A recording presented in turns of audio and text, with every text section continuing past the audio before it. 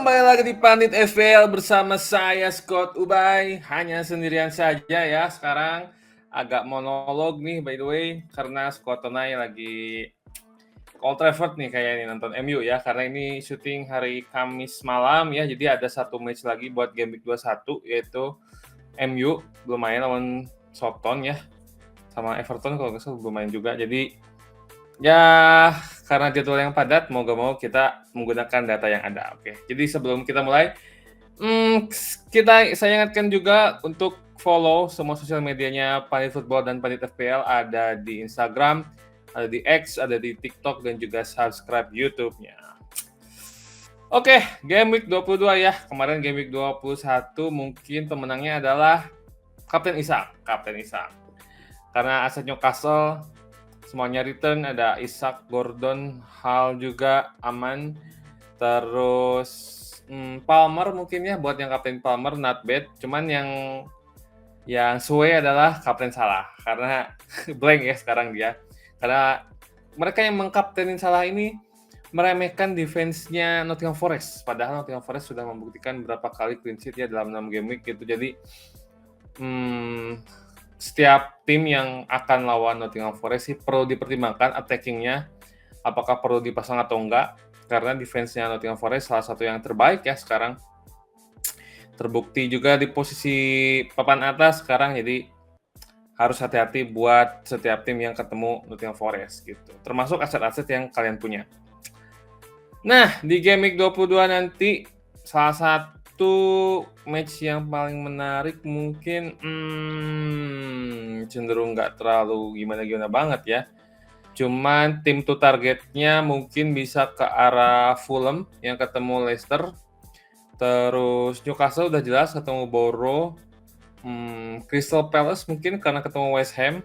West Ham yang tanpa Bowen, jadi attacking, defending-nya mungkin bisa dipertimbangkan aset-asetnya Crystal Palace. Lalu Spurs ketemu Everton, ini juga bisa jadi tim target buat Spurs. Lalu Nottingham Forest ketemu Southampton, nah ini juga menarik.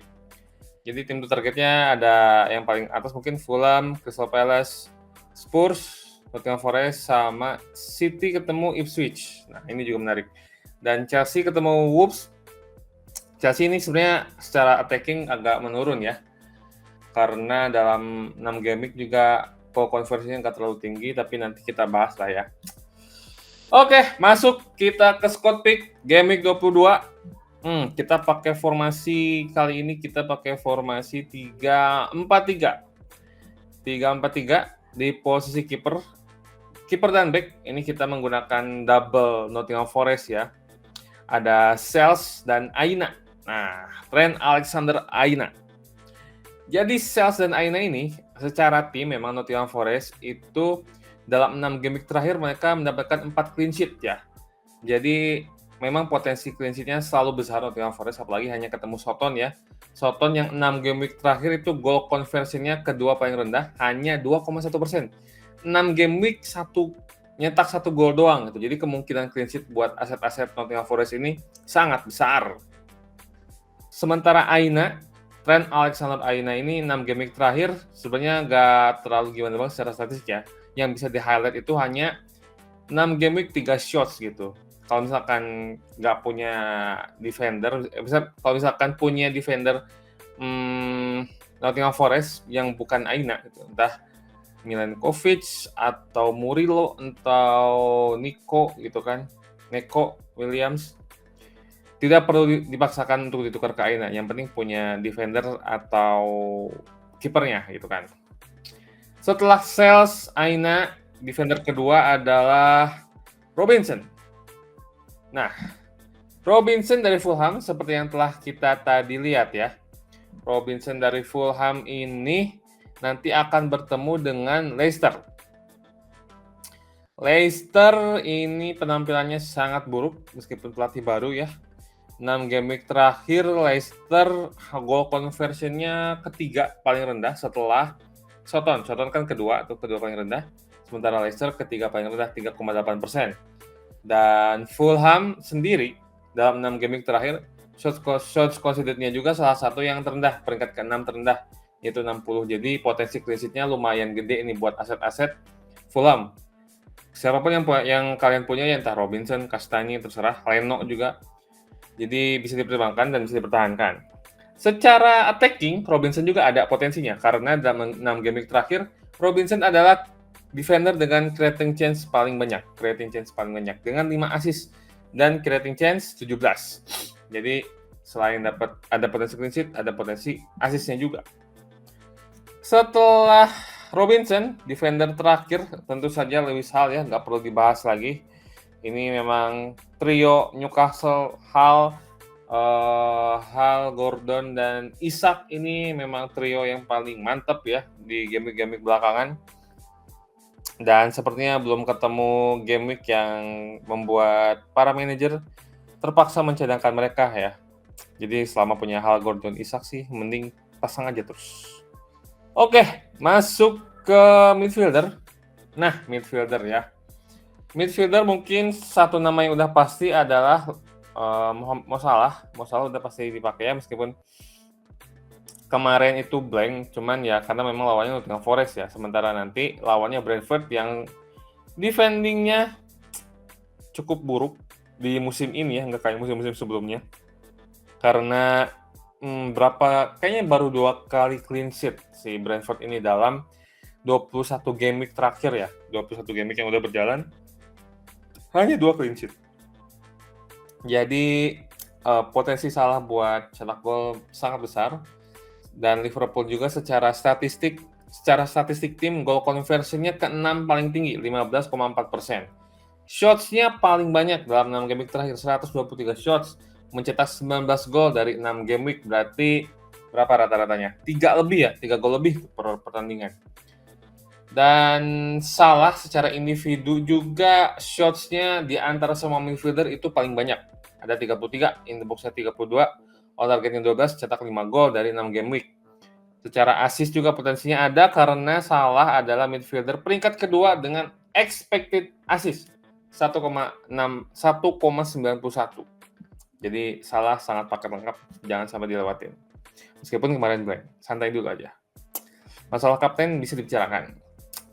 Lalu midfielder kedua ini juga salah satu midfielder premium ya. Dari Chelsea udah jelas Palmer. Sebenarnya dari Chelsea itu midfieldernya yang paling potensial itu ada 2, ada Palmer, ada Enzo. Palmer adalah aset premiumnya, sementara Enzo mungkin sedikit lebih diferensial, sedikit lebih murah kan Enzo. Tapi yang bisa imbangi dari Enzo ke Palmer itu adalah potensi asisnya. Tapi potensi golnya Palmer sama Enzo itu jauh. Palmer lebih tinggi. Karena apa? Karena Palmer itu dari semua midfielder dalam 6 game terakhir adalah peringkat kedua dengan shots paling banyak setelah Salah ya. Salah itu 33 shots, sementara Palmer 21 shots. 7 in the box, on target 9 dan mencetak 3 gol. Tapi asisnya Palmer nomor 1 dari semua midfielder ya. Ada 20 creating chance dalam 6 game week dan expected assist-nya lebih tinggi dari Salah jauh, 2,29. Jadi Palmer masih yang paling mantap dari aset Chelsea ya, jangan dulu ke yang lain-lain lah, kayak apalagi Jackson tuh, aduh. Striker banyak banget yang potensial, kenapa kalian pilih Jackson? Jadi udah Palmer aja gitu.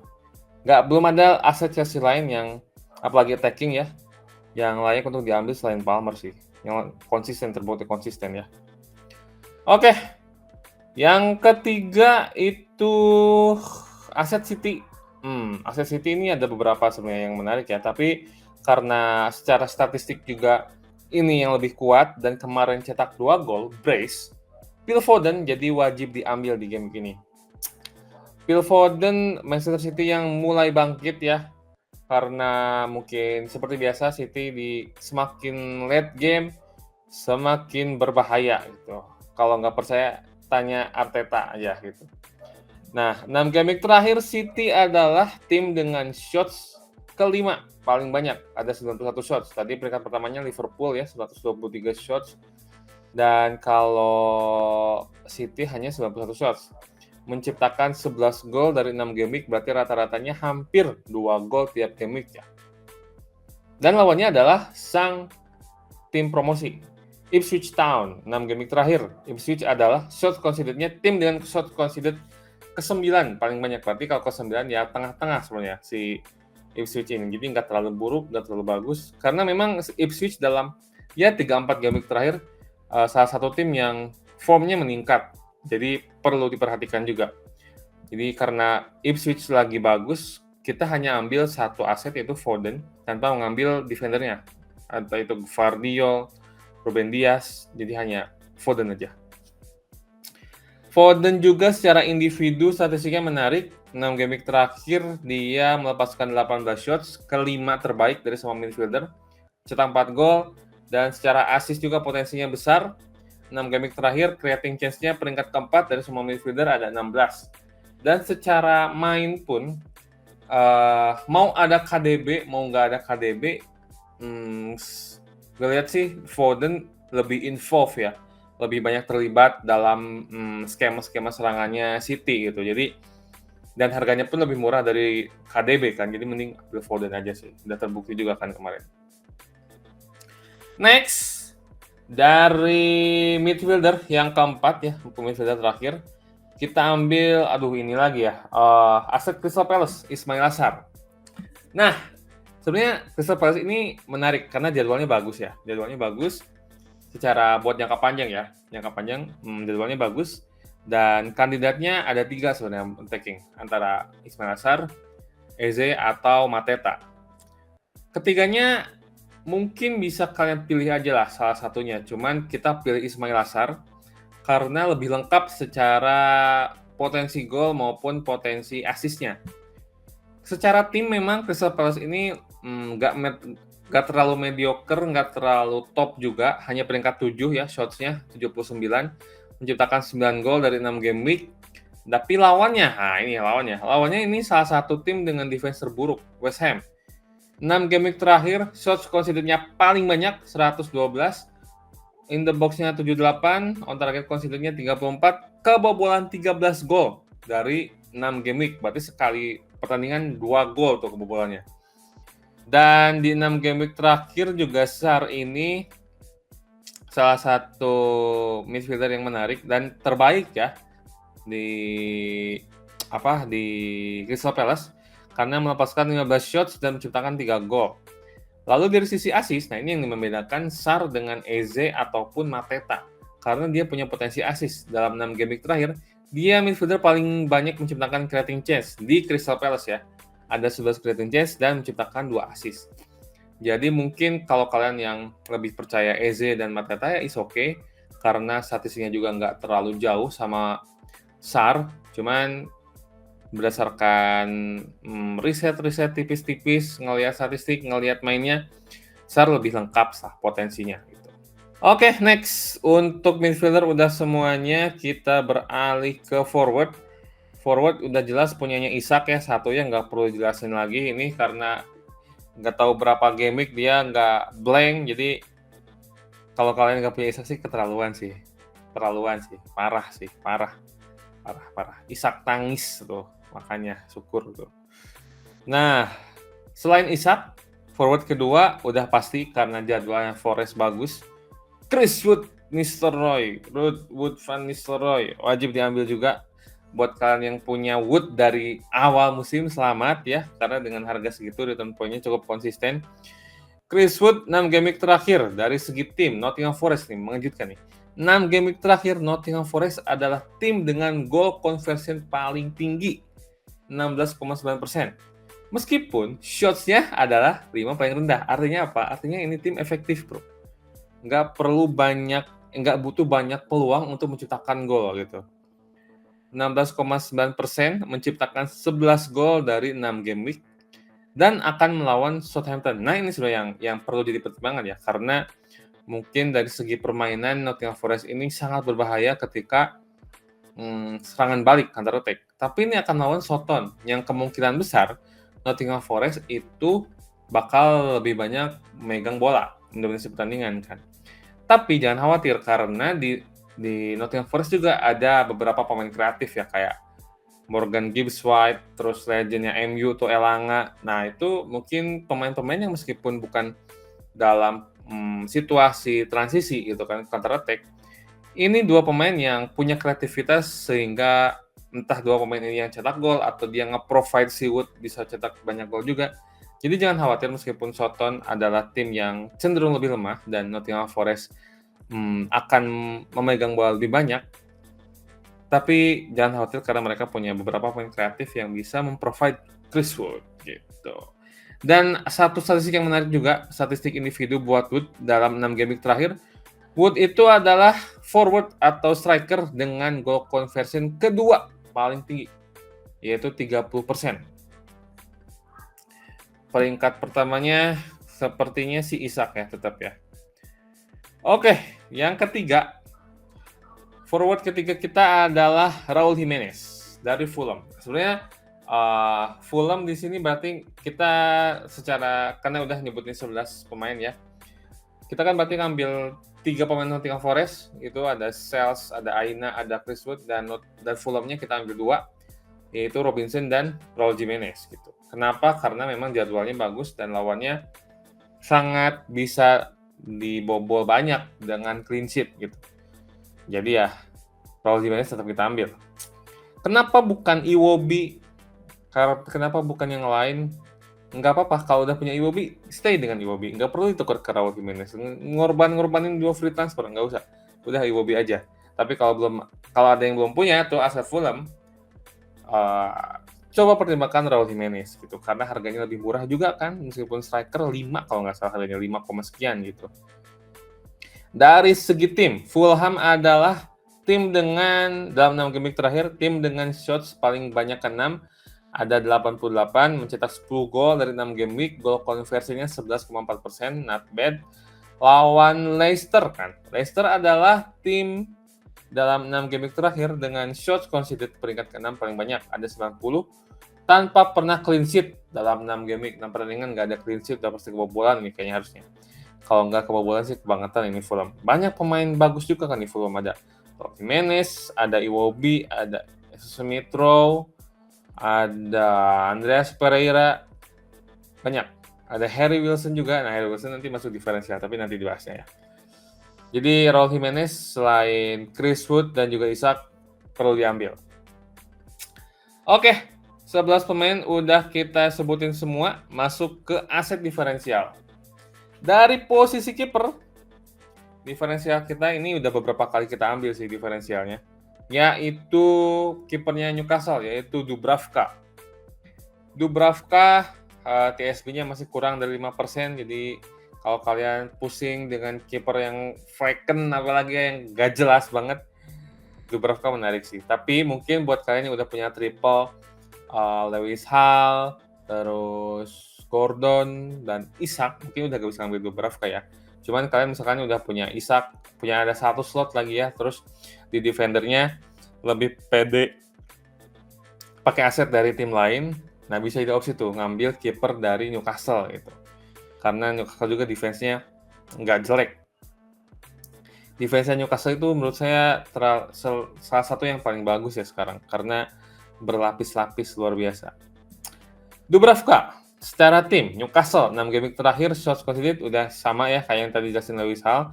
Cuman resikonya dari Dubravka ini, Bournemouth ini memang sering bikin kejutan sih, meskipun kekurangan striker ya, 2 striker di mereka cedera kalau nggak salah. Cuman harus hati-hati karena di Bournemouth ini ada anak dari pelatih timnas kita. Itu hati-hati. Penuh kejutan. Bapaknya aja penuh kejutan, apalagi anaknya. Gitu.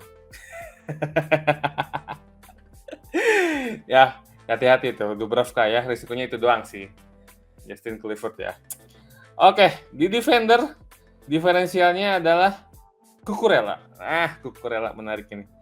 Memang aset-aset defender Chelsea belum ada yang terbukti konsisten ya. Juga salah satu risikonya dari Cucurella adalah rotasi. Apalagi si Enzo Maresca baru saja memanggil Chalobah ya.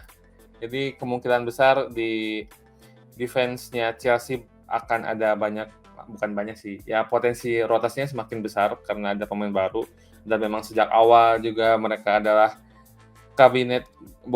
skuad gendut ya. Jadi ya hati-hati dengan rotasinya di defense-nya Chelsea.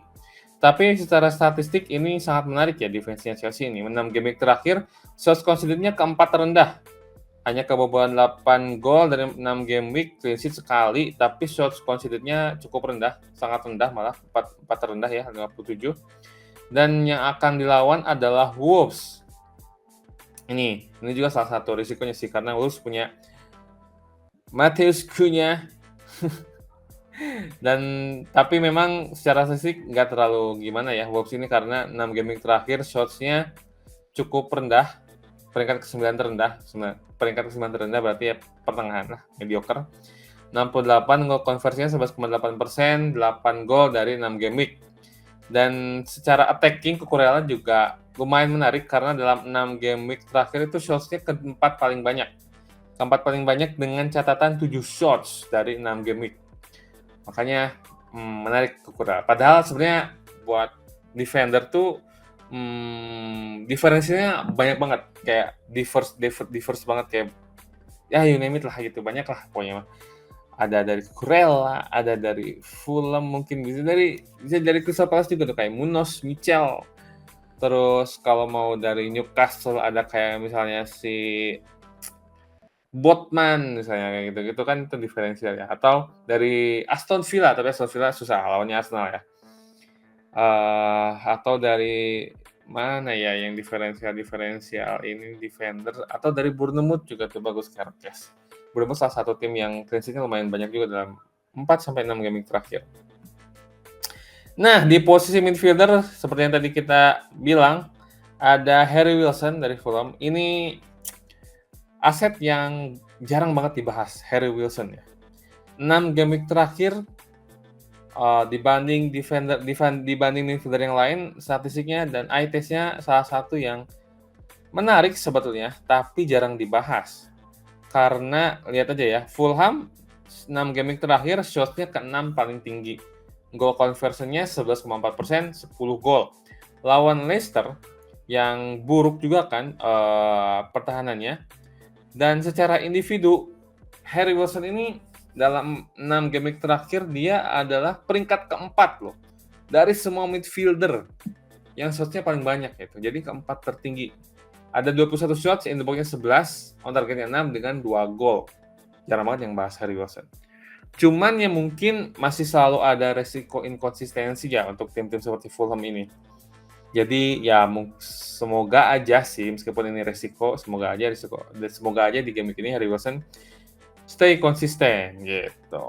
Ya, Harry Wilson ya, perlu dipertimbangkan.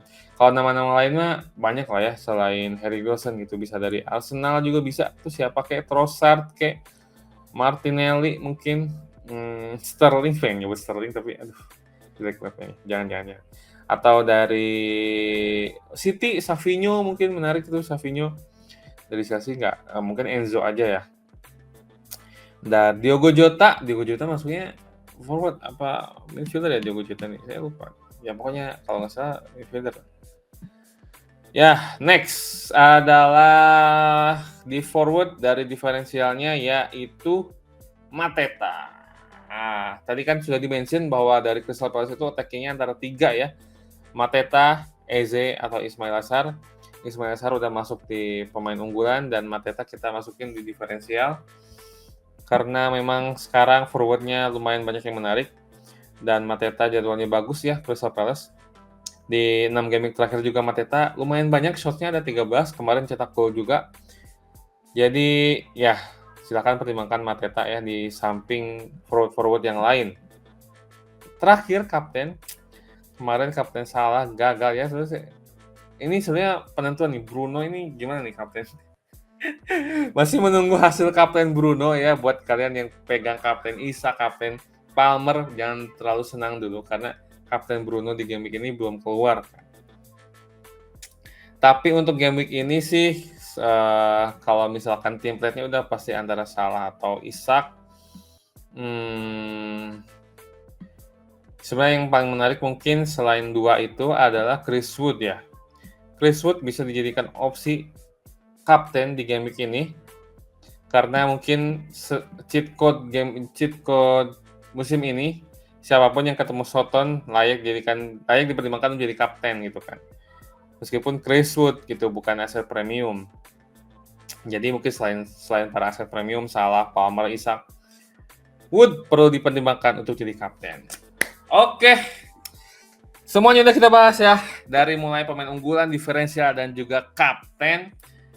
Di game week ini tidak ada review my team karena nanti buat yang pengen tanya-tanya bisa ke Halo BRFI di game week 22 yang akan di-post hari Jumat ya.